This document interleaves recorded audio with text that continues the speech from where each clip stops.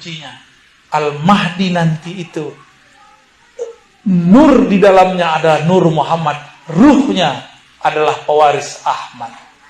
Makanya dia bisa kuat, Pak. Karena di dalamnya ada warisan ruh Ahmad. Dia justru lebih kuat daripada Dajjal.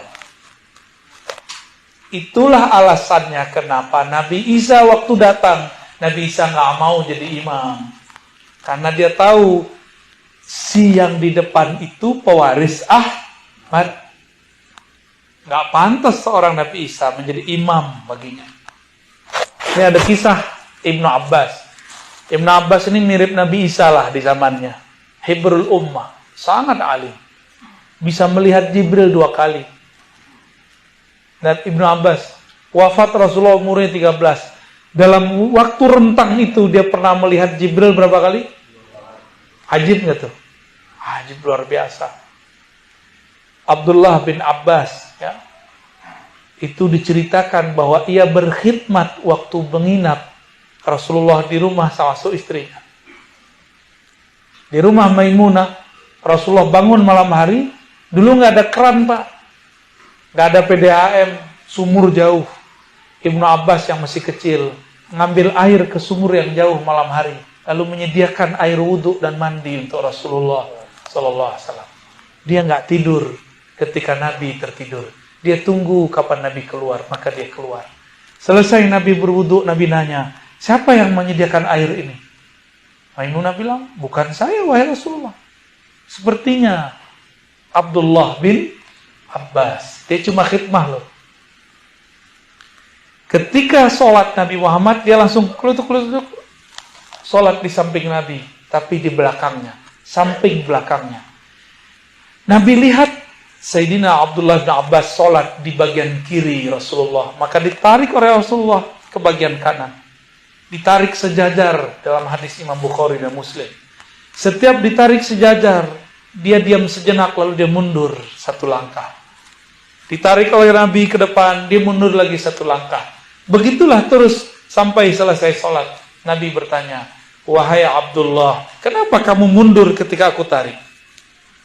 Apa jawaban Abdullah bin Abbas? Apakah pantas seorang Abdullah bin Abbas sejajar dengan kekasih Allah? Karena 2 ilmunya ini. Pertama, dia khidmah kepada Nabi, menyediakan air wudhu. Yang kedua, dia tahu adab padahal masih kecil. Dia kemudian didoakan oleh Nabi, Allahumma faqihu fiddin wa 'allimhu ta'wil. Ya Allah, ajarkan dia kefaqihan agama dan ajarkan dia ilmu memahami takwil dan tafsir Quran. Maka tiada sekarang ilmu tafsir kecuali cabang dari ilmu Abdullah bin Abbas. Apa khidmah beliau? Cuma menyediakan air wudu. Lalu pasang adab, tidak mau pernah sejajar dengan Rasulullah. Diberkahi Pak hidupnya. Maka saya simpulkan, jika ingin kita hidup berkah, khidmahlah kepada pewaris Rasulullah. Beradablah kepada mereka. Maka anak keturunan kita akan dijadikan oleh Allah tentara-tentaranya. Ulama yang alim, aulia-aulia yang tajam ma'rifatnya. Insya Allah. Sekarang banyak orang nyebut-nyebut hadis Nabi tapi tidak beradab. Banyak orang nyebutkan sunnah bid'ah tapi tidak ada perasaan. Sayang sekali, mereka dapat dalil tapi tidak dapat adab membaca dalil.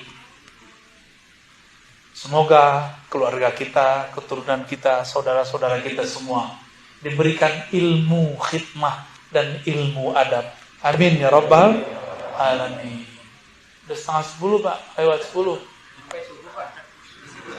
Sampai subuh kurang 10 jam. Kayaknya seneng banget didongengin ya. Emang itu dongeng? Bukan. Itu kisah hakiki yang saya ceritakan semua. Dan tiada riwayat yang dhaif. Semua yang saya ceritakan semuanya sahih kalau nggak hasan.